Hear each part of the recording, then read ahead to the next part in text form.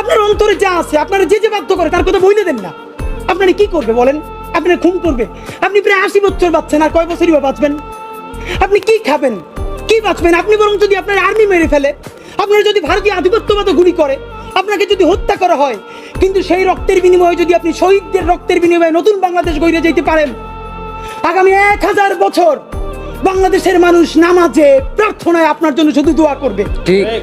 বুড়ো মানুষটা থেকে শুরু করে শিশু আপনার বক্তৃতা শুনে মাননীয় উপদেষ্টা কতক্ষণ জানেন? যতক্ষণ আপনি জুলাইয়ের জবানে কথা বলেন। বাংলাদেশে গত 50 বছরে কোন রাষ্ট্রপ্রধানের 30 মিনিট 40 মিনিটের বক্তৃতা, রিক্সা চালক, ভ্যান চালক, সবজি বিক্রেতা, বিশ্ববিদ্যালয়ের প্রফেসর, ছাত্র জনতা আধা ঘন্টা বসে তার বক্তৃতা শুনে নজির নাই, যেটা আপনারটা হইছে। ঠিক। এটা কিন্তু আপনার চেহারা দেখে না। আপনি রাজনৈতিক দল করছিলেন, ফেরও করছেন, কিন্তু এইবার যে আপনার এই বাংলাদেশের পক্ষে হৃদয় নিংড়ে ভালোবাসা, আপনি যখন বক্তৃতা করেন আপনি আর্টিফিশিয়াল কিছু বলেন না, কিন্তু আপনি যখন ঘোষণাপত্র বললেন আপনার চেহারায় আর্টিফিশিয়াল ছাপ। ইদানিং আপনি স্ক্রিপ্ট দেখে দেখে বক্তৃতা করেন, এগুলো আমরা চাই না। মাননীয় প্রধান উপদেষ্টা আপনার একটা কথা বলি, আমরা আগেও বলেছি এই সরকারের সকল উপদেষ্টার এক পা অন্য দেশে, বিপদ হইলে ভাইগে যাবে, কিন্তু আমরা দৃঢ়ভাবে বিশ্বাস করি আপনি ভাগবেন না।